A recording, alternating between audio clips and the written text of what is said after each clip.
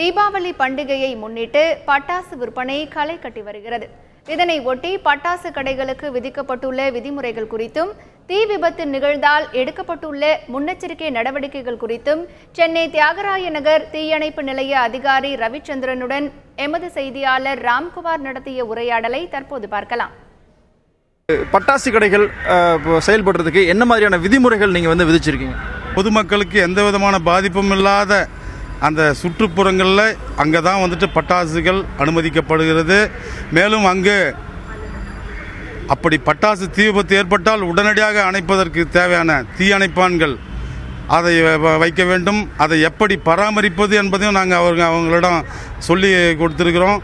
அதே போல் 2 ட்ரம்மு தண்ணி வச்சிருக்கணும், மணல் கொட்டி வச்சுருக்கணும் பக்கெட்டில்.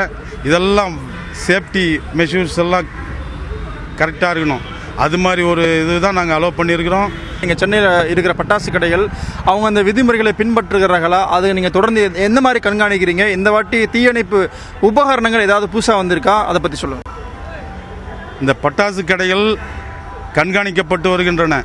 அனைத்தும் எங்களுடைய குழுவினரால் கண்காணிக்கப்பட்டு வருகிறது. அப்படி ஏதாவது அசம்பாவித ஒரு தீ விபத்து ஏற்பட்டால் ஒரு குறுகிய சந்தில் கூட்ட நெரிசலில் செல்வதற்கு முதல் உதவியாக எங்களுடைய ஃபயர் பைக் இருக்கிறது. இதில் போய்ட்டு ஃபஸ்ட் எய்டு போயிடும். பின்னாடியே இந்த எங்களுடைய MTU மொபைல் டேங்க் யூனிட் என்று சொல்லுகின்ற இந்த MTU நாங்கள் பயன்படுத்தி தீ விபத்துகளுக்கு செல்வோம். இந்த தீபாவளியை பொறுத்தவரையில் தீயணைப்பு துறையிலிருந்து நாங்கள் மிகவும் தயாராகவே இருக்கிறோம் என்று அவர்கள் தரப்பிலிருந்து சொல்லப்பட்டிருக்கிறது. தந்து செய்திகளுக்காக ஒளிப்பதிவாளர் மணிகண்டனுடன் ராம்குமார்.